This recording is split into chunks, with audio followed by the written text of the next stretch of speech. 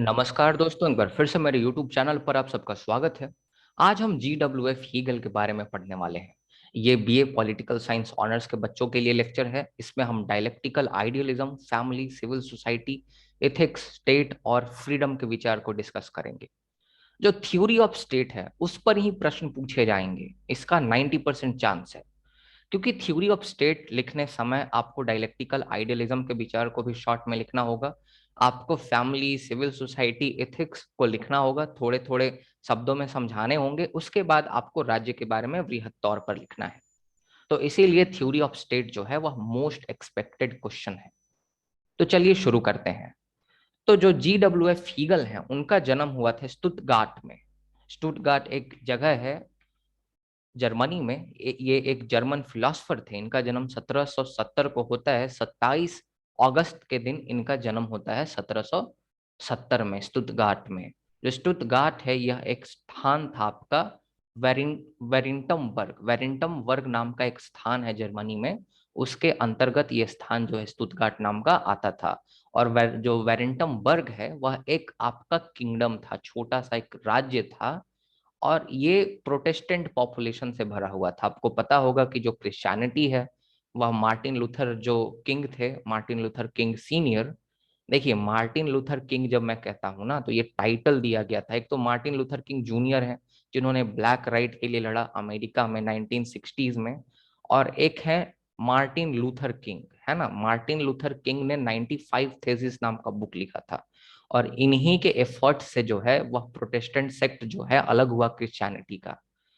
एक प्रोटेस्टेंट हो गया, एक फिर कैथोलिक हो गया। और कैथोलिक और प्रोटेस्टेंट में भी अलग अलग आपके सब सेक्ट्स होते हैं, लेकिन मैं उतना डीप नहीं जा रहा हूं। तो प्रोटेस्टेंट किंगडम हुआ करता था जो वेरिंटमबर्ग था। तो वेरिंटमबर्ग में जन्म हुआ था आपका GWF हीगल का। वहां एक स्टुटगार्ट नाम का स्थान था। वहां पे ये एक मिडिल क्लास से बिलोंग करते थे और सभी भाई बहनों में सबसे बड़े यही थे। इनके जो पिता थे यह एक छोटे मोटे सरकारी नौकर थे, जो वेरिंटमबर्ग का जो आपका किंगडम था उसमें। और इनका जो जनरेशन, जो हीगल का जो पूरा का पूरा जनरेशन था, खानदान था, वह एक मिनिस्टर हुआ करता था प्रोटेस्टेंट चर्च में। एक कलर्जी का पद हुआ करता था उन लोगों का। जिस तरह से आज पुरोहित होते हैं, जो पंडा होते हैं बहुत बड़े बड़े मंदिरों में, आज उनके पास बहुत पावर होता है। उसी प्रकार से जो चर्च के पृष्ठ हुआ करते थे, कलर्जी हुआ करते थे, उनको बहुत पावर हुआ करता था। क्योंकि चर्च एक टाइम में बहुत ज्यादा डोमिनेट करता था यूरोप में। आपको इसके बारे में पता होगा, आपने पढ़ा होगा मेडिएवल हिस्ट्री में। तो जो इनकी माता थी, इनकी माता का तो देहांत जब ये 11 साल के थे उसी समय हो गया था। लेकिन माता चाहती थी कि ये बड़े होकर चर्च के कलर्जी बने। क्योंकि कलर्जी जो था ना, आज जैसे माता पिता सोचते हैं कि मेरा बेटा IAS IPS डॉक्टर इंजीनियर बने, बहुत ज्यादा स्कोप, बहुत ज्यादा सक्सेस होता है उसमें और बहुत ज्यादा प्रेस्टीज होता है। उसी प्रकार से उस समय कलर्जी बनने में बहुत ज्यादा प्रेस्टीज हुआ करता था। इसीलिए उनकी माता हमेशा चाहती थी कि हीगल बड़ा होकर कलर्जी बने। उनका जो अर्ली एडुकेशन है, जो एलिमेंट्री एडुकेशन है, वह उनकी माता ने ही उन्हें दिया। 5 वर्ष से 7 वर्ष की उम्र तक उनकी माता ने उन्हें लैटिन पढ़ना सिखाया।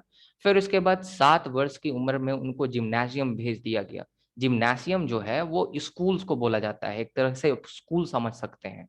जैसे हम लोग स्कूल को विद्यालय हिंदी में बोलते हैं, उसी प्रकार से स्कूल को जर्मन में या फिर कुछ सेंट्रल यूरोपियन कंट्रीज हो गए या फिर स्कैंडिनेवियन कंट्रीज हो गए, वहां पे जिम्नासियम बोला जाता है। तो जिम्नाजियम में 7 साल की उम्र में जाते हैं और 11 साल तक वहां पढ़ाई करते हैं। और वहां से ग्रेजुएट होकर बाहर निकलते हैं। जब ग्रेजुएट होते हैं तो इनको फिर सेमिनरी में भेज दिया जाता है। ट्रेनिंग कर मतलब लोगों को सिखाने के लिए, ट्रेनिंग देने के लिए। जो सेमिनरी होता है, सेमिनरी एक प्रकार का आप ट्रेनिंग सेंटर समझ सकते हैं, जहां जो कलर्जी होते हैं उनको ट्रेनिंग दिया जाता है। तो हीगल इतने पढ़ लिख चुके थे कि वह ट्रेनिंग दे सकें कलर्जीज को। तो कलर्जी को ट्रेनिंग देने के लिए सेमिनरी में जाते हैं। बाद में डॉक्टरेट की डिग्री भी फिलॉसफी में प्राप्त करते हैं यूनिवर्सिटी ऑफ जीना से। और उसके बाद जो है 1816 में प्रोफेसर बन जाते हैं यूनिवर्सिटी ऑफ हेडलबर्ग के। और यहाँ मात्र 2 वर्षों तक ही काम करते हैं। ये सब इंपॉर्टेंट इंफॉर्मेशन है। यहाँ मात्र 2 वर्ष के लिए ही काम करते हैं। और उसके बाद इनको बर्लिन बुला लिया जाता है। ये जो प्रोफेसर बन जाते हैं यूनिवर्सिटी ऑफ बर्लिन में। और इनफैक्ट इनको जैसे आज हम लोगों का हेड ऑफ डिपार्टमेंट होता है, उसी प्रकार से इनको चेयर ऑफ फिलॉसफी ऑफर किया गया। मतलब यह फिलॉसफी डिपार्टमेंट के एक तरह से एचओडी बने, आप कह सकते हैं, यूनिवर्सिटी ऑफ बर्लिन में। और फिर बाद में जो प्रशिया नाम का जो किंगडम था, बाद में यहाँ से ऑटोमन बिस्मार्क आते हैं और किस प्रकार से वह तिकड़म लगा के यूनिफिकेशन ऑफ जर्मनी करते हैं, आप इसके बारे में जानते होंगे। तो प्रशिया एक बहुत ही इंपॉर्टेंट आपका किंगडम था जर्मनी में, आज के जर्मनी में। वहां के एम्पेरर के, वहां के सम्राट के एडवाइजर भी बन जाते हैं। तो बहुत बड़े पद में रहे। और ये आपका चेयर ऑफ फिलॉसफी इनके पास तब तक रहा जब तक इनका डेथ नहीं हो गया। 1831 में इनका डेथ हुआ और 1831 में यह यही प्रोफेसर रहे यूनिवर्सिटी ऑफ बर्लिन में, और प्रशिया के एम्पेरर के एडवाइजर भी रहे। अब इनके जीवनी से हमें क्या पता चलता है? इनके जीवनी से हमें ये पता चलता है कि धर्म में इनकी रुचि थी, प्रोटेस्टेंट थे और प्रोटेस्टेंटिज्म को मानते थे। इसका मतलब जो प्रोटेस्टेंट जो विचारधारा है, जो क्रिश्चियनिटी का एक सेक्ट है, इसका प्रभाव उनके विचारों पर जरूर पड़ा होगा। सबसे पहली बात तो हम यहां से ये समझ सकते हैं। और इसीलिए आप देखिएगा, कांत जो इनके पहले थे, कांत जो कहते हैं कि मोरालिटी इंपॉर्टेंट है, लेकिन मोरालिटी जो है वह रेशनैलिटी से, रीजन से डिराइव होनी चाहिए। मैंने आपको कांत वाले लेक्चर में बताया है कि मोरालिटी जो है समाज के लिए महत्वपूर्ण है, लेकिन मोरालिटी का स्रोत क्या होना चाहिए? तो मोरालिटी का स्रोत होना चाहिए रीजन।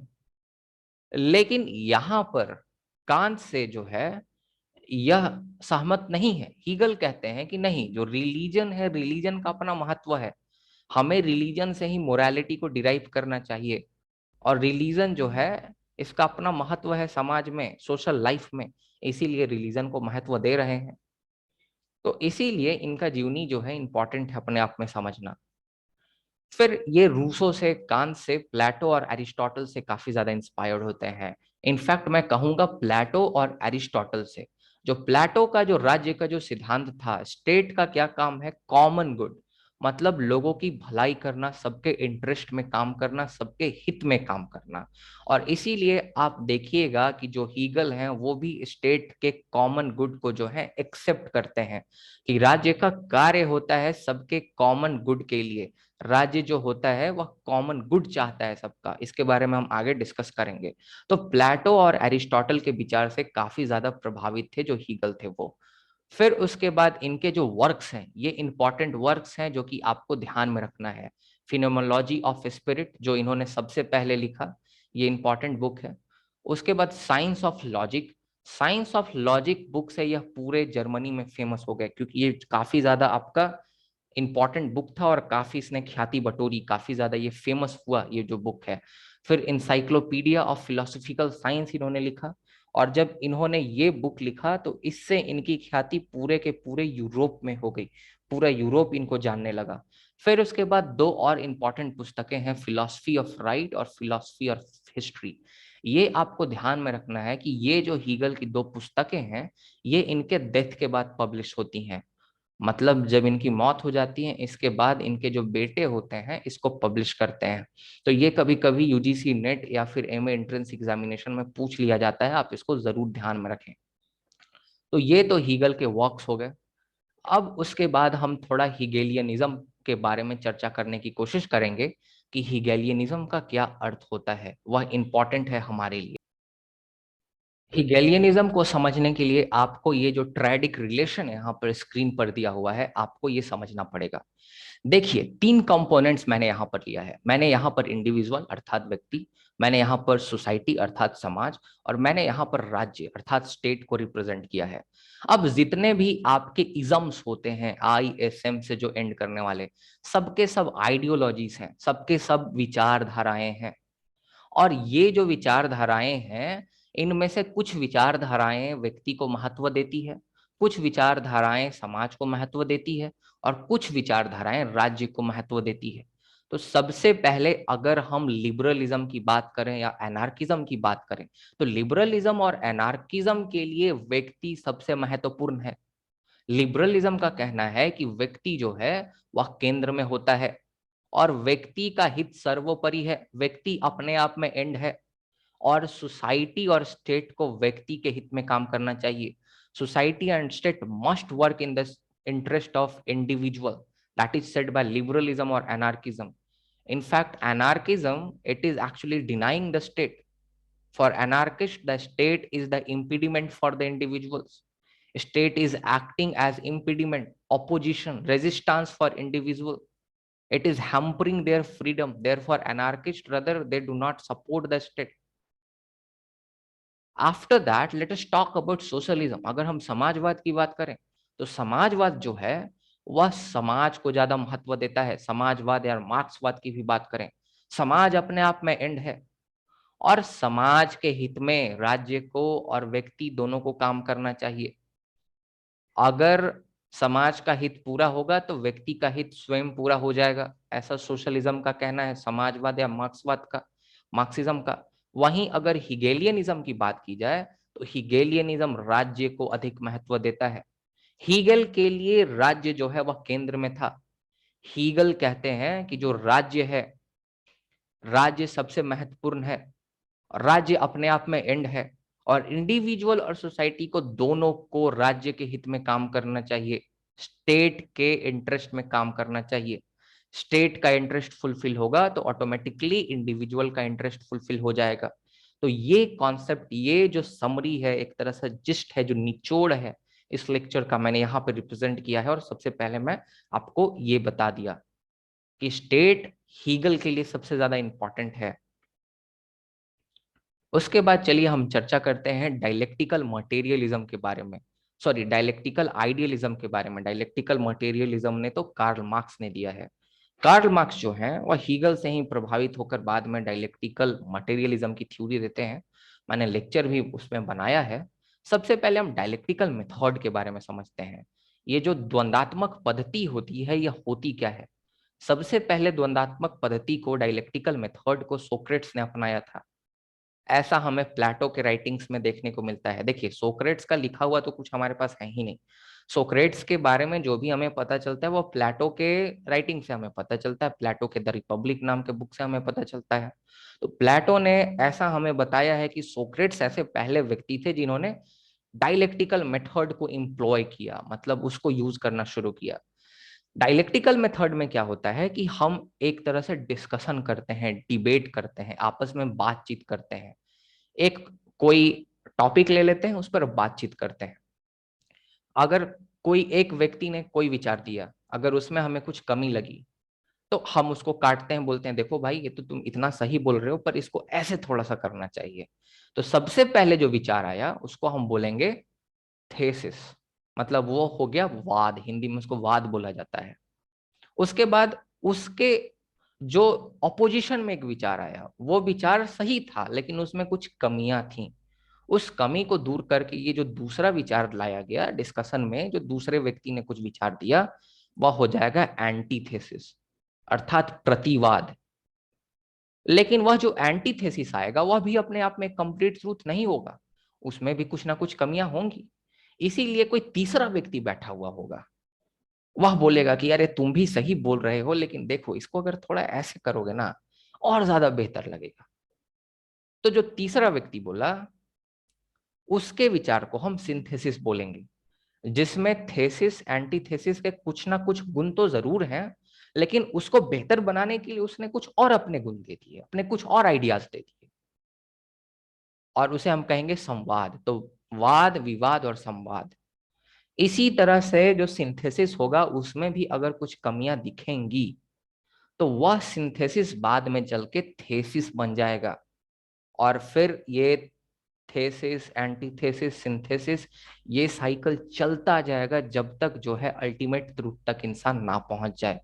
तो इसीलिए ऑब्जेक्टिव ट्रूथ तक पहुंचने के लिए जो हम लोग मेथड इंप्लॉय करते हैं, इसको हम लोग डायलेक्टिकल मेथड कहते हैं. द्वंद्वात्मक पद्धति जिसमें डिस्कशन, डिस्कोर्स, डिबेट करके हम अल्टीमेट ट्रूथ तक पहुंचने की कोशिश करते हैं. सोक्रेट्स के बाद इसके बारे में प्लेटो ने बताया और हीगल ने इसको सिस्टमेटाइज कर दिया. हीगल ने इसको पूरी तरह से सिस्टमेटाइज कर दिया कि सबसे पहले एक आइडिया वन आएगा, उसको थेसिस कहेंगे, फिर उसके उसके ओपोजिशन में एक और आइडिया आएगा जिसको एंटीथेसिस कहेंगे, idea number two. Idea number two में भी कुछ कमियां लगेंगी, फिर आइडिया नंबर 3 आएगा, जिसमें आइडिया नंबर 1 और आइडिया नंबर 2 के भी कुछ गुण होंगे, लेकिन अपने भी कुछ कैरेक्टरिस्टिक्स होंगे। इसको हम सिंथेसिस कहेंगे। अगर इसमें भी कुछ कमी दिखेगी तो ये फिर से थेसिस बन जाएगा और ये साइकिल चलता रहेगा। इसके बारे में, ये डायग्राम के बारे में मैं कुछ देर बाद डिस्कस करूंगा यहाँ। अब हीगल का कहना था, देखिए हीगल ने कितना, एक तरह से हीगल ने हमारे पॉलिटिकल साइंस को एक साइंस बनाने का कोशिश किया, हमारे सोशल साइंस को। हीगल कहते हैं कि जैसे नेचुरल साइंसेस में कोई भी अगर बदलाव होता है तो वह एक पैटर्न को फॉलो करके होता है। ऐसे ही कोई बदलाव नहीं हो जाता। कोई अगर बदलाव हो रहा है, अगर नेचुरल साइंसेस में, फिजिकल साइंसेस में, तो उसके पीछे का एक पैटर्न होता है। उसी तरह से अगर समाज में भी कोई बदलाव हो रहा है तो समाज का भी बदलाव यूं ही नहीं हो जा रहा अपने अपने। समाज में जो बदलाव हो रहा है वह भी एक पैटर्न को फॉलो करके होता है, और वह एक डायलेक्टिकल पैटर्न को फॉलो करके होता है। और कौन सा होता है डायलेक्टिकल पैटर्न? तो यही डायलेक्टिकल पैटर्न होता है थेसिस, एंटीथेसिस और सिंथेसिस। इसी तरह से समाज में बदलाव होते हैं। सबसे पहले थेसिस आएगा, फिर उससे कुछ समाज में बदलाव होंगे, फिर एंटीथेसिस, फिर सिंथेसिस। ये चीज आपको समझना है। हीगल जो है, हीगल आइडिया पर ज्यादा बिलीव करते हैं। हीगल कहते हैं कि आइडिया अपने आप में सब कुछ है। आइडिया सबसे महत्वपूर्ण है। जो विचार है, विचार ही सब कुछ है अपने आप में। Idea is ultimate truth, idea is the essence of universe. जो हमारे सामने जो भौतिकवादी वस्तुएं जो दिखाई देती हैं, जो मटेरियल ऑब्जेक्ट्स दिखाई देते हैं, they are mere manifestation of idea. हमारे दिमाग में एक चेयर का विचार आया तो उसके बाद हमने चेयर बना लिया। तो हमारा जो विचार है वह ज्यादा महत्वपूर्ण है। हमने सबसे पहले बारे में सोचा होगा चेयर बनाने के बारे में, या बल्ब या मोबाइल फोन बनाने के बारे में, कि एक ऐसा यंत्र होगा जिससे हम दूर तक बात कर सकेंगे। तो विचार आया और उसी विचार को हमने एक स्वरूप दे दिया, हमने उसको शेप दे दिया, उसी को रिफ्लेक्ट करा दिया अपने भौतिकवादी दुनिया में। तो इसीलिए हीगल कहते हैं कि विचार अपने आप में सबसे ज्यादा महत्वपूर्ण है, और अपने डायलेक्टिकल मेथड में वह विचार को इंपॉर्टेंस देते हैं।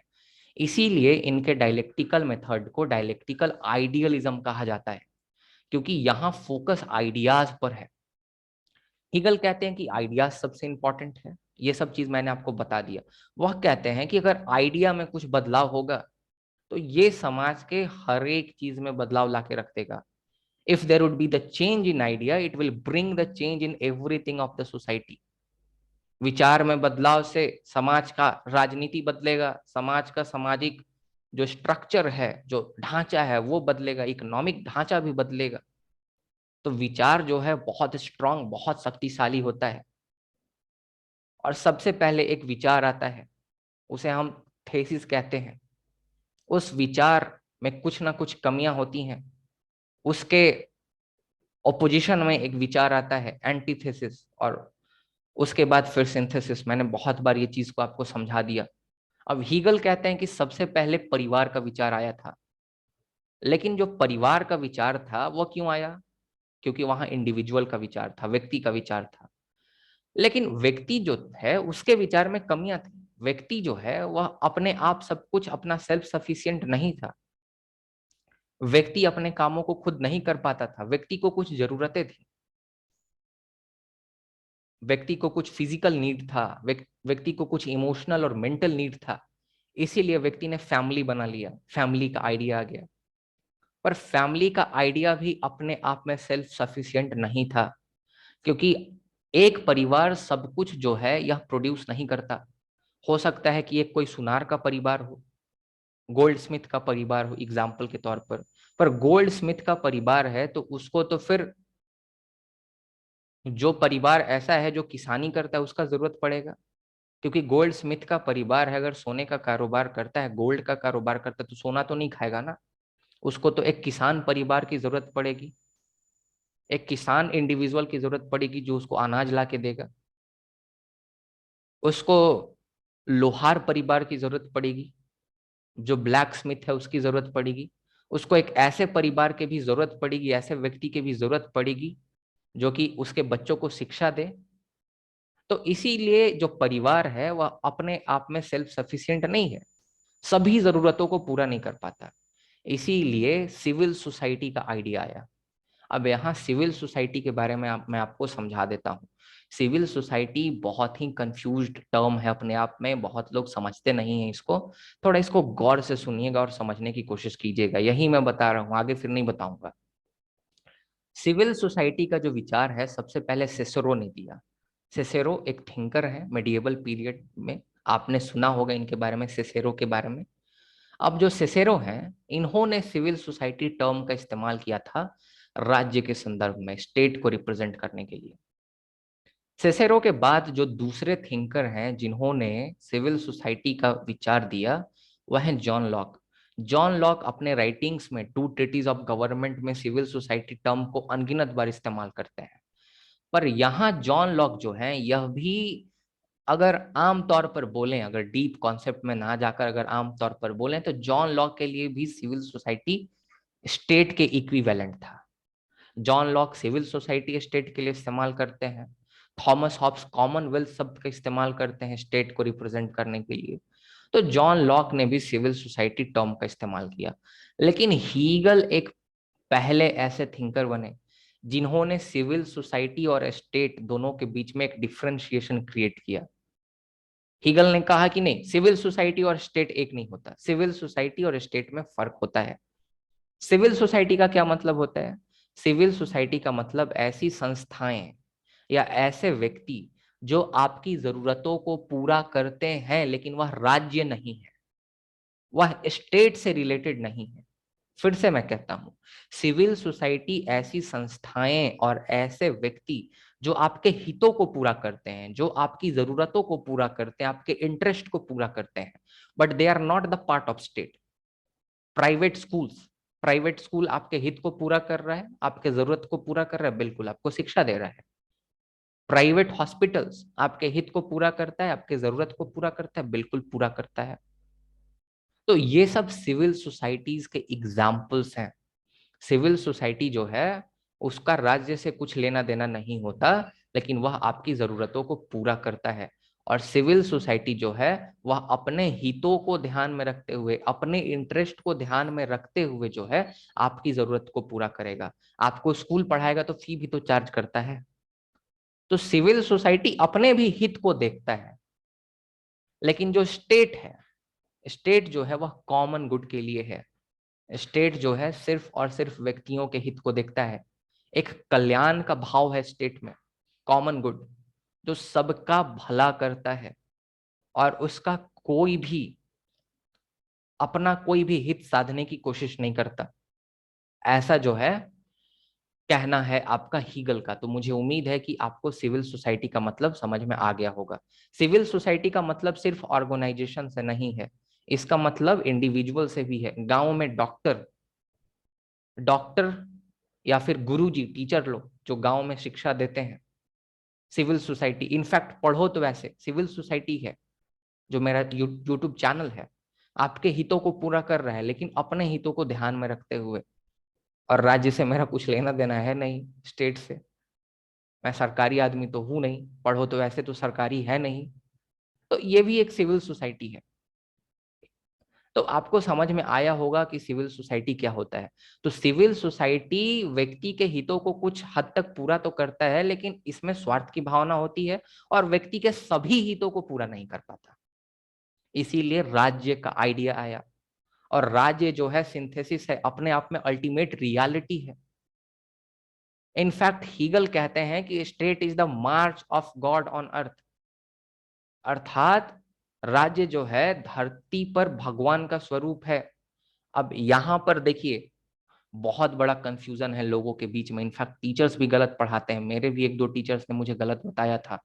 मैं टीचर से डिबेट नहीं करता था अपने टाइम में, बट मैं रीडिंग्स को पढ़ता था, मैं ओरिजिनल आइडियाज को पढ़ता था हीगल के और बाकी थिंकर्स के। तो मुझे पता चलता था टीचर्स बिन पढ़े आकर पढ़ा देते थे। अब देखिए, यहाँ हीगल ये नहीं कर रहे हैं कि भगवान ने बना दिया राज्य को ना। अगर हीगल कह देंगे कि राज्य को भगवान ने बना दिया तो फिर डिवाइन राइट थ्योरी हो गई। हीगल कह रहे हैं कि जो राज्य है, जो स्टेट है, वह भगवान का प्रतीक है, भगवान जैसा है। हीगल नहीं कह रहे कि भगवान ने राज्य बनाया या फिर राज्य भगवान होता है ना। हीगल कह रहे हैं कि राज्य भगवान का प्रतीक है। इसका मतलब क्या? इसका मतलब ये कि जिस तरह से भगवान निस्वार्थ होकर सबकी सेवा करते हैं, इसका मतलब ये कि जिस प्रकार से भगवान परफेक्ट होते हैं, उनमें कोई आपका इम्परफेक्शन नहीं होता, उसी प्रकार से स्टेट है। स्टेट निस्वार्थ सेवा करता है, स्टेट परफेक्ट है। ये इस स्टेटमेंट का मतलब हुआ सही मायनों में। ऐसा नहीं कि state is the March of God on earth, मतलब स्टेट जो है वो उसको भगवान ने क्रिएट कर दिया। बहुत सारे स्टूडेंट्स ऐसा सोचते हैं दिमाग में, पर ऐसा है नहीं। स्टेट जो है वह राज्य जो है वह भगवान का प्रतीक है, भगवान जैसा है, भगवान के गुण है उसमें, निस्वार्थ भाव, perfection. These are some of the qualities which the state possesses, same as the God. That what Hegel mean by this statement. You should keep this in your mind. आपको ये समझ में आया? फिर थेसिस, एंटीथेसिस और synthesis के कुछ विचार देते हैं हीगल, जो कि आपके लिए इंपॉर्टेंट है। हीगल कहते हैं कि थेसिस फैमिली हो गया, एंटीथेसिस सिविल सोसाइटी और स्टेट सिंथेसिस। इसी प्रकार से डिस्पोटिज्म एक फॉर्म ऑफ गवर्नमेंट होता है जहां एक ही व्यक्ति की चलती है ना।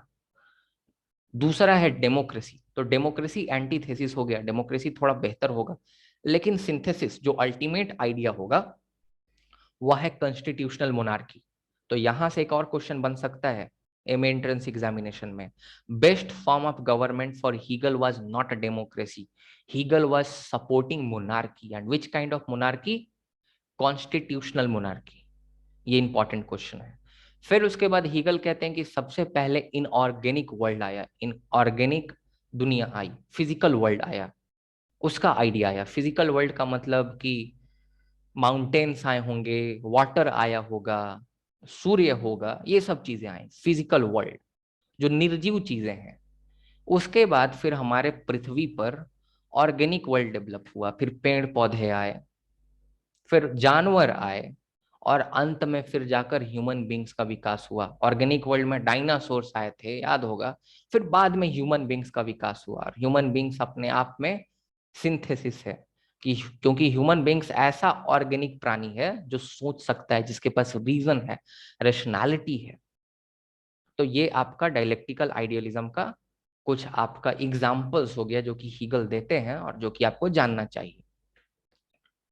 उसके बाद इसका एप्लीकेशन हो गया, डायलेक्टिकल जो आइडियलिज्म है उसका एप्लीकेशन की एक आइडिया आया, उसके बाद में दूसरा आइडिया आया। तो इसी प्रकार से इतिहास का डेवलपमेंट हुआ है। आप कार्ल मार्क्स का विचार को देखिएगा, मैंने आपको लेक्चर कंप्लीट किया है, इनफैक्ट उस पर एक पूरा का पूरा प्लेलिस्ट भी है। तो वहां मैंने बताया है कि जो डायलेक्टिकल मटेरियलिज्म है कार्ल मार्क्स का, जो कि इनफैक्ट इन्होंने हीगल से ही अडॉप्ट किया है डायलेक्टिकल मेथड। तो डायलेक्टिकल मटेरियलिज्म का जो एप्लीकेशन है वह करते हैं हिस्टोरिकल मटेरियलिज्म में, जहां कार्ल मार्क्स प्रिमिटिव सोसाइटी बोलते हैं कि पहले था। उसके बाद कार्ल मार्क्स कहते हैं कि स्लेव सोसाइटी आया, फिर फ्यूडल सोसाइटी आया, फिर कैपिटलिस्ट सोसाइटी आया, फिर उसके बाद कम्युनिज्म आएगा।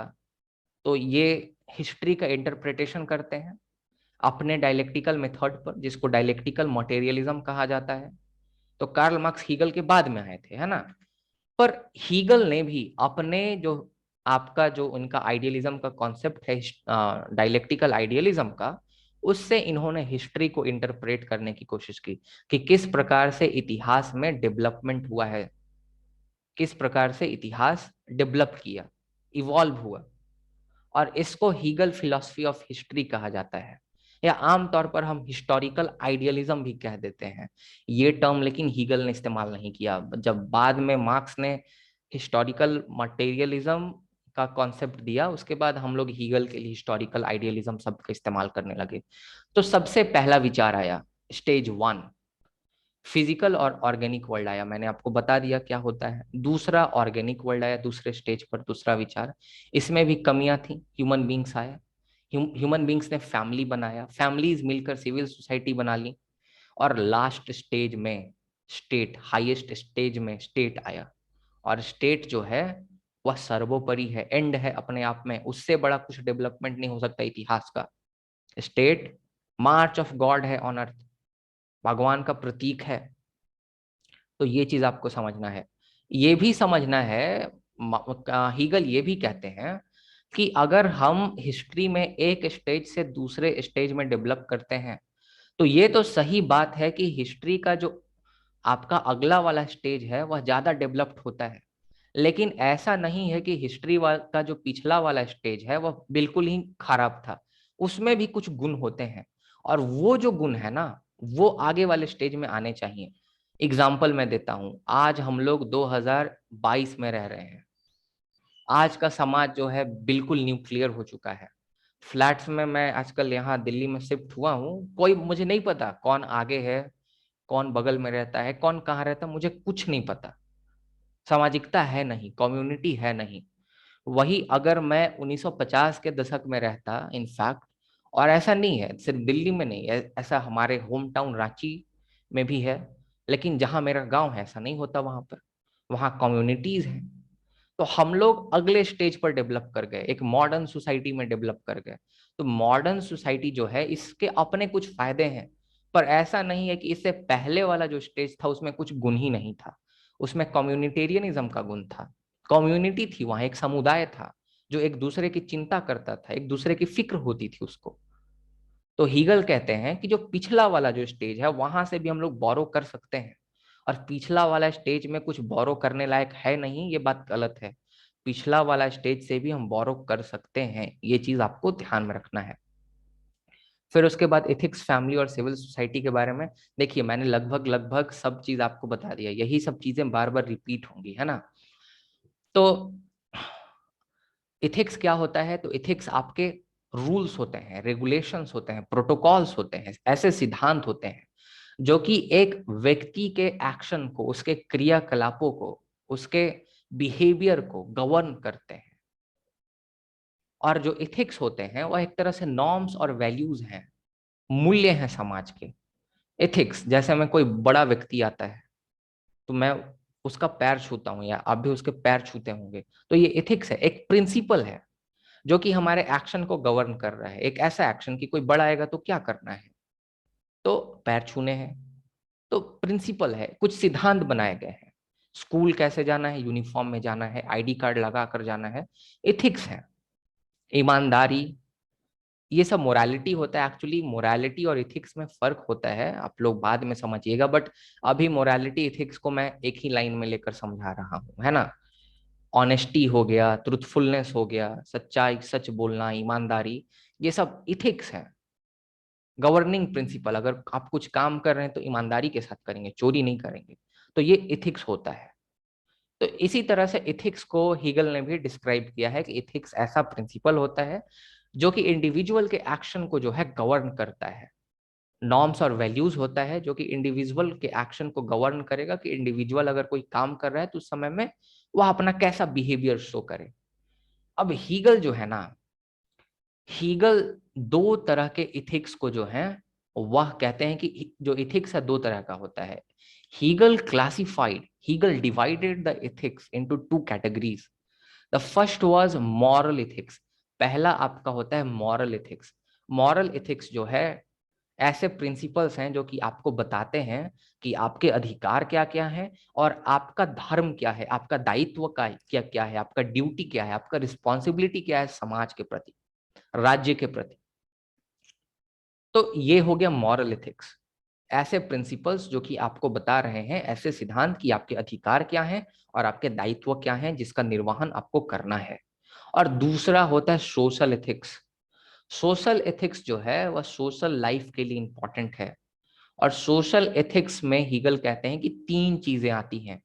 तो इनफैक्ट आपको ये भी चीज ध्यान रखना है कि सोशल एथिक्स के अंतर्गत ही हीगल कहते हैं कि फैमिली, सिविल सोसाइटी और स्टेट आता है। फैमिली के बारे में मैंने बता दिया, सिविल सोसाइटी को मैंने बता दिया, अब हम स्टेट के बारे में थोड़ा सा डिस्कस करेंगे। देखिए, जो हीगल का जो स्टेट का थ्योरी है, यह एक कम्युनिटेरियन बेसिस पर है। आप कम्युनिटेरियनिज्म का नाम सुने होंगे, माइकल वाल्जर, एक बहुत बड़े आपके थिंकर कम्युनिटेरियनिज्म के। अब हम लोग सोचते हैं कि कम्युनिटेरियनिज्म और सोशलिज्म में क्या फर्क है। सोशलिज्म बात करता है सोसाइटी की, और कम्युनिटेरियनिज्म बात करता है कम्युनिटी की। तो क्या कम्युनिटी और सोसाइटी में फर्क होता है? तो बिल्कुल फर्क होता है। सोसाइटी जो होता है उसमें बहुत सारी कम्युनिटीज हो सकती हैं। Society is the collection of communities. समाज समुदायों का एक प्रकार से कलेक्शन है, समूह है। समुदायों का समूह को समाज कहा जाता है। और कम्युनिटी क्या होता है? तो कम्युनिटी जो है लोगों का ऐसा समूह होता है जिसमें आपस में रिलेशंस होता है। ऐसे लोग जो कि आपस में क्लोजली लिंक्ड हैं। जैसे एक जाति का एक कम्युनिटी होता है, कहते हैं ना कि ये ब्राह्मण कम्युनिटी है, ये दलित कम्युनिटी है, इस तरह से। या फिर ये डॉक्टर्स की कम्युनिटी है, तो उसमें रिलेशन है कि जितने भी लोग हैं बाय प्रोफेशन सब डॉक्टर्स हैं। टीचर की कम्युनिटी है। तो कम्युनिटी जो है उसमें एक तरह के लोग होते हैं, उनमें कुछ कनेक्शन होता है। कनेक्शन जाति के आधार पर, धर्म के आधार पर हो सकता है। कनेक्शन जो है वह एक तरह से प्रोफेशन के आधार पर हो सकता है। तो इसको कम्युनिटी कहा जाता है।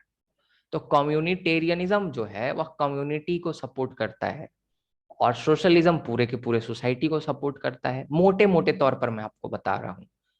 अगर मैं और डीप जाऊं तो और भी चीजें कॉम्प्लिकेटेड हैं, पर मोटे मोटे तौर पर इतना आप समझिए। अब हीगल के टाइम में क्या हो रहा था ना, कुछ ऐसे थिंकर्स हैं जो सिर्फ कम्युनिटी की बात कर रहे थे कि एक व्यक्ति को जो है वह हमेशा अपने समुदाय के लिए काम करना चाहिए, अपने समाज के लिए काम करना चाहिए। और कुछ ऐसे थिंकर्स थे, कुछ ऐसी थ्योरीज थी जो कि सिर्फ और सिर्फ व्यक्ति के लिए बात कर रहे थे, कह रहे थे कि नहीं, सबको व्यक्ति के लिए काम करना चाहिए। कुछ थिंकर्स सिर्फ और सिर्फ लिबरलिस्ट थे और कुछ सिर्फ और सिर्फ कम्युनिस्ट टाइप के थे। लेकिन हीगल ऐसे पहले थिंकर हुए जिन्होंने सिंथेसाइज किया, जिन्होंने कम्युनिटी और इंडिविजुअलिटी दोनों को मिला दिया। कि इंडिविजुअल जो है उसके पास अपना फ्रीडम होगा, अपनी स्वतंत्रता होगी कुछ हद तक, लेकिन इंडिविजुअल को कम्युनिटी के लिए और स्टेट के लिए भी काम करना है। और फिर से आपको स्टेट की थ्योरी में किस तरह से स्टेट इवॉल्व हुआ, आपको ये सब स्टेजेस बताने हैं। सबसे पहले ऑर्गेनिक वर्ल्ड आया, तो ये सब चीजें फिर से रिपीट होंगी, इसीलिए मैं दोबारा इसको डिस्कस नहीं कर रहा हूँ। स्टेट जो है, हीगल कहते हैं कि नॉर्मली हम स्टेट का मतलब क्या समझते हैं? स्टेट आपका संस्थाओं का समूह होता है, संस्थाओं का एक सेट होता है इंस्टीट्यूशन का, जिसमें police, judiciary, army, education etcetera होता है, जो कि आपके इंडिविजुअल के मॉडर्न लाइफ को गवर्न करता है, उसको जो है गवर्न करता है, रेगुलेट करता है। लेकिन हीगल कहते हैं कि स्टेट सिर्फ इतना नहीं होता। स्टेट नहीं है कि सिर्फ संस्थाओं का समूह है जहां पुलिस, जुडिशरी, आर्मी और एडुकेशन है। स्टेट तो एक प्रतीक है। स्टेट एक जीता जागता उदाहरण है इथिकल लाइफ का। इथिकल लाइफ का मतलब एक ऐसा लाइफ जिसको आप इथिक्स के बेसिस पर, मोरालिटी के बेसिस पर जीते हैं। एक ऐसी जिंदगी जिसमें ऑनेस्टी है, एक ऐसी जिंदगी जिसमें हैप्पीनेस है, एक ऐसी जिंदगी जो आप हमेशा जो है ईमानदारी से जीते हैं, एक ऐसी जिंदगी जहां आप सबके बारे में सोचते हैं, सबके इंटरेस्ट को लेते हैं। तो स्टेट जो है ना, वह इथिकल लाइफ का इम्बॉडीमेंट है। मतलब स्टेट जो है वह एक इथिकल लाइफ को, मतलब एक परफेक्ट लाइफ को, एक कॉमन गुड को रिप्रेजेंट करता है। और उसका एक जीता जागता प्रतीक है, स्वरूप है जो स्टेट है। तो स्टेट सिर्फ इंस्टीट्यूशंस का एक समूह नहीं है, स्टेट इससे बढ़कर है। स्टेट तो इम्बॉडीमेंट है इथिकल लाइफ का। मुझे उम्मीद है आपको मतलब समझ में आ रहा होगा। और इसीलिए स्टेट जो है that is the March of God on earth, इसके बारे में मैंने आपको बता दिया। स्टेट जो है सबका कॉमन गुड चाहता है, सबके इंटरेस्ट में काम करता है, स्टेट सेल्फिश नहीं होता, ये सब मैंने डिस्कस किया। स्टेट को एक ऑर्गेनिज्म के तरह ट्रीट करते हैं, ऑर्गेनिक स्टेट में बिलीव करते हैं, लाइक एरिस्टोटल। एरिस्टोटल का मैंने आपको बताया था ना, इनफैक्ट कौटिल्य भी हमारे ऑर्गेनिक स्टेट में बिलीव करते हैं। तो इसी प्रकार से ऑर्गेनिक स्टेट में बिलीव करते हैं जो हीगल है। हीगल जो है वह सबसे पहले कहते हैं कि होल जो है वह एग्जिस्ट करता है पार्ट्स के लिए, और पार्ट्स होल के लिए एग्जिस्ट करते हैं। इसका देखिए मतलब समझने की कोशिश कीजिए। जो होल है मतलब आपका जो पूरा का पूरा शरीर है उसका ज्यादा महत्व है। सिर्फ अगर एक उंगली होगी तो एक उंगली कोई काम नहीं करेगा। अकेले चना जो है वह कुछ नहीं कर पाता। एक है ना कहावत, अकेले चना भाड़ नहीं फोड़ता, ऐसा करके। एक अंगुली जो है वह कुछ नहीं करता, लेकिन जब 5 अंगुलियां एक साथ आ जाती हैं तो मुट्ठी बनाता है। तो होल में ताकत होती है, पार्ट्स में ताकत नहीं है। एक लौता आपका हाथ कुछ नहीं कर पाएगा जब तक आपके शरीर में अटैच नहीं होगा। इसीलिए इंडिविजुअल्स जो हैं वह पार्ट की तरह हैं और स्टेट एज अ होल है। होल का ज्यादा महत्व है, उंगलियों का महत्व नहीं है, इंडिविजुअल्स का महत्व नहीं है, मुट्ठी का महत्व है। मुट्ठी में ताकत होती है जो कि राज्य है। इसीलिए इंडिविजुअल है वह सिर्फ एक माध्यम है राज्य के लिए, और राज्य जो है अपने आप में एंड है। और इंडिविजुअल को जो है राज्य के लिए काम करना चाहिए, राज्य के हित में काम करना चाहिए। ये चीज पहला ये बताना चाहते हैं कि whole is more important than part. The parts are meaningless unless they are not inculcated in whole. That is the meaning of the first thing. दूसरा, वह मानते हैं कि जो पार्ट्स हैं उसका कुछ ना कुछ ऑटोनॉमी होता है, मतलब हर एक पार्ट का जो है कुछ ना कुछ महत्व होता है। हर एक उंगली का अपना अपना महत्व है, अंगूठा का अपना महत्व है, जो जो फिंगर है जिसको कानी उंगली कहते हैं उसका अपना महत्व है, इंडेक्स फिंगर का अपना महत्व है। तो ऑटोनॉमी जो है इंडिविजुअल का, हर एक इंडिविजुअल का महत्व है, हर एक इंडिविजुअल स्वायत्त है अपने आप में। लेकिन कुछ ही हद तक, है ना, और बाकी वो जब तक होल से इंटीग्रेट नहीं होगा तब तक उसका ज्यादा महत्व नहीं हो पाएगा। फिर आगे वह भी कहते हैं कि इंडिविजुअल एज अ पार्ट अपने लिए काम करे, सेल्फ इंटरेस्ट के लिए काम करे। अब देखिए यहाँ पर ये कम्युनिटेरियन विचार दे रहे हैं, और ये दोनों में ये कुछ कुछ लिबरेटेरियन, ये कुछ कुछ लिबरल विचार दे रहे हैं, उदारवादी दृष्टिकोण दे रहे हैं कि इंडिविजुअल जो है, पार्ट्स जो है, इंडिविजुअल माने पार्ट्स उंगलियों की तरह समझिएगा, और मुट्ठी माने मैं स्टेट्स का उदाहरण दे रहा हूँ मुट्ठी से, है ना। तो जो इंडिविजुअल है वो सेल्फ इंटरेस्ट में काम करे, कोई दिक्कत की बात नहीं है, क्योंकि सेल्फ इंटरेस्ट में अगर कोई पार्ट काम करेगा तो ऑटोमेटिकली वह पूरे के पूरे होल के इंटरेस्ट में होगा। अगर आपका अंगूठा मजबूत होगा तो क्या आपका मुट्ठी मजबूत नहीं होगा? बिल्कुल।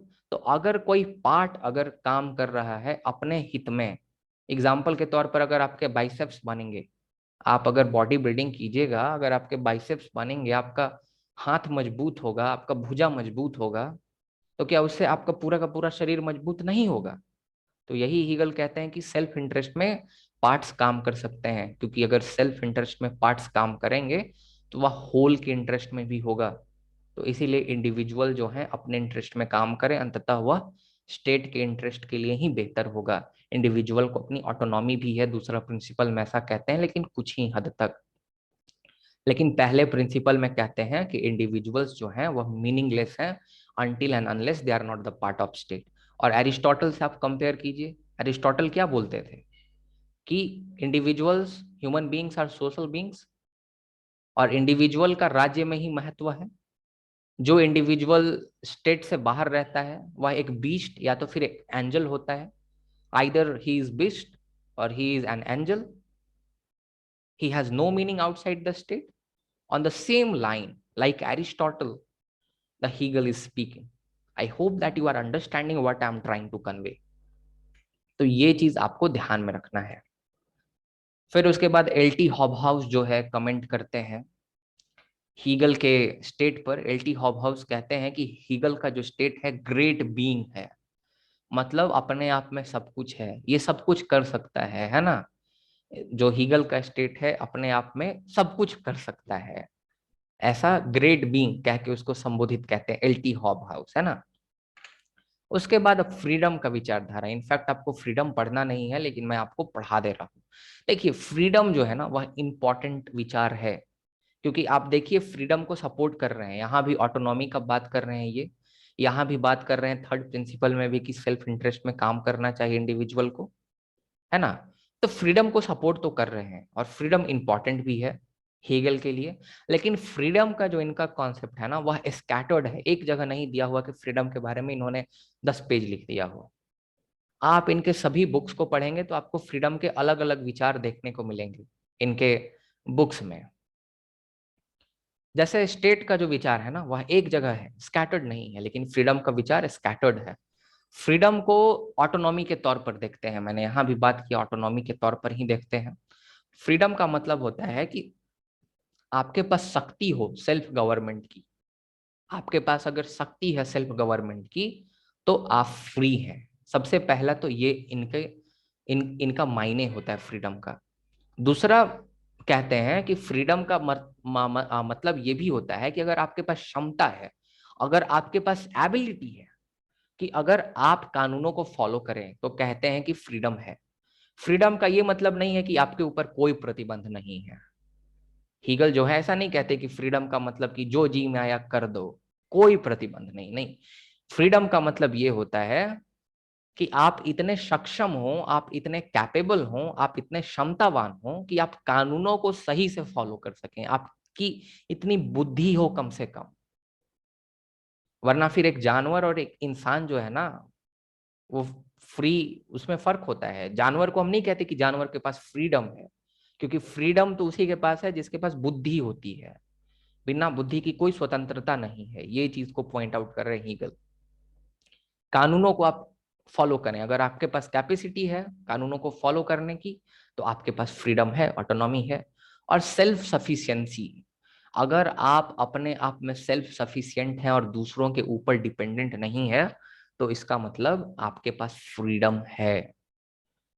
फिर उसके बाद सबसे इंपॉर्टेंट, अगर फ्रीडम का अगर हम अर्थ लगाएं, तो फ्रीडम कहते हैं कि व्यक्ति फ्री हो सकता है राज्य में, जब तक व्यक्ति स्टेट का पार्ट नहीं बनेगा। राज्य को सबसे ज्यादा इंपॉर्टेंस दे रहे हैं, राज्य अपने आप में एंड है।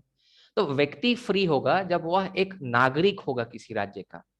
जो व्यक्ति नागरिक नहीं है किसी राज्य का, वह कभी भी स्वतंत्रता को जो है हासिल नहीं कर सकता। और वही नागरिक फ्री होगा जो कि रियल विल को फॉलो करेगा। ये देखिए, रूसो से प्रभावित है। यहाँ पे मैंने आपको बताया था कि रूसो और कांत दोनों प्रभावित करते हैं हीगल को, है ना। तो रूसो का जो जनरल विल है उसके बारे में मैंने आपको बताया था। जनरल विल दस is the sum total of real will. Real will जो है बोनाफाइड विल होता है, जो कि सबके हित में, सर्वहित में होता है। तो अगर रियल विल को अगर आप फॉलो करें, रियल विल जो बोनाफाइड विल है, जो अच्छा वाला विल है आपके अंदर, आप रूसो के लेक्चर को देखिएगा तो समझ में आ जाएगा। तो अगर आप उसको फॉलो करेंगे तो आप स्वतंत्र हैं। If you are acting according to your real will, you are free.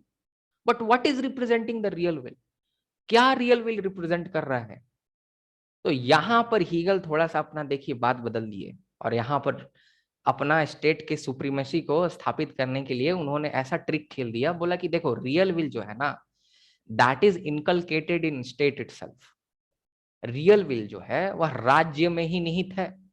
राज्य ही रियल विल को रिप्रेजेंट करता है।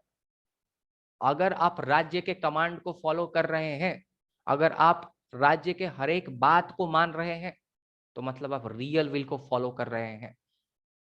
Because state is the representative of real will. और अगर आप रियल विल को फॉलो कर रहे हैं, तो फिर आप फ्री हैं, आपके पास स्वतंत्रता है। तो रियल विल को फॉलो करना स्वतंत्रता है। रियल विल को फॉलो करना मतलब स्टेट को फॉलो करना, स्टेट के कमांड को फॉलो करना, ये इंपॉर्टेंट है। तो इस ये आपका हीगल का फ्रीडम का विचार था, है ना। अब हीगल का इंपॉर्टेंस, सिग्निफिकेंस बहुत ज्यादा है। हीगल को हम क्रिटिसाइज कर सकते हैं बहुत सारे बेसिस पर।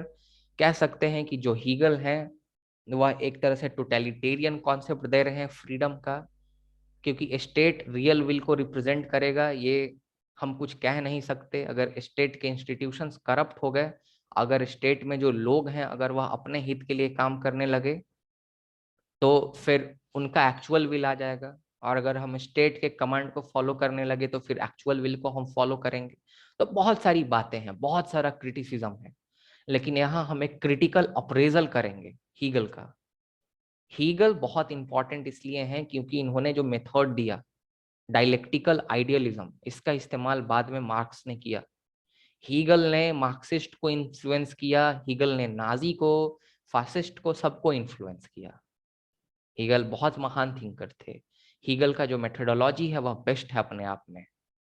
और हीगल के जो विचार हैं आज भी आप इनफैक्ट देखिएगा तो, हीगल के मरने के इनफैक्ट 100 साल बाद जो जर्मन के फिलोसफर थे जर्मनी के, वह हीगल के विचारों पर ही बटे हुए थे। तीन ही तरह के फिलोसफर थे। एक होते थे हिगेलियंस, एक होते थे लेफ्ट हिगेलियन, एक राइट हिगेलियन। इतना प्रभावशाली हीगल हुए। तो इसीलिए हीगल हमारे लिए महत्वपूर्ण है, क्योंकि हीगल ने भविष्य में बहुत सारे थिंकर्स, बहुत सारे थ्योरीज को इन्फ्लुएंस किया। हीगल ने कार्ल मार्क्स को इन्फ्लुएंस किया।